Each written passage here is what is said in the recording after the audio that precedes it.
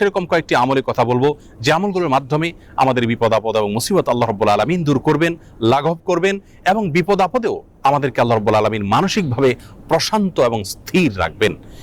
আর সেই আমলগুলোর মধ্যে থেকে সর্বপ্রথম এবং প্রধান যে আমলটির কথা বলবো তা হলো যিকরুল্লাহ বা আল্লাহর জিকির। আল্লাহর জিকির এর চাইতে কার্যকর কোনো ঔষধ আর নেই ডিপ্রেশন দূর করবার জন্য। কোরআনে কারীমে আল্লাহ তাআলা বলেছেন, আলা বিযিকরিল্লাহি তাতমাইন্নুল কুলুব। আল্লাহ তাআলার জিকির এর মাধ্যমে মানুষের অন্তরসমূহ প্রশান্ত হয়ে থাকে। অতএব আল্লাহ তাআলার স্মরণ অন্তরে রাখা, মুখে আল্লাহ তাআলার কথা বলা, আল্লাহর সঙ্গে একান্তে কথা বলা, এর মাধ্যমে ডিপ্রেশন দূর করা যায় সবচেয়ে সহজে। আল্লাহর জিকির বা যিকরুল্লাহর একটা বিশেষ পদ্ধতি হলো কোরআনে কারীমের তিলাওয়াত। কোরআনে কারীমের তিলাওয়াত যদি আপনি করেন অর্থ সহকারে বুঝে, দেখবেন মানসিকভাবে আল্লাহ রাব্বুল আলামিন অলৌকিকভাবে, বিস্ময়করভাবে আপনার মধ্যে প্রশান্তি সৃষ্টি করে দিবেন। যিকরুল্লাহ বা আল্লাহর জিকিরের আরেকটি বিশেষ পদ্ধতি হলো সকাল এবং সন্ধ্যায় প্রিয় নবী সাল্লাল্লাহু আলাইহি ওয়াসাল্লাম অনেকগুলো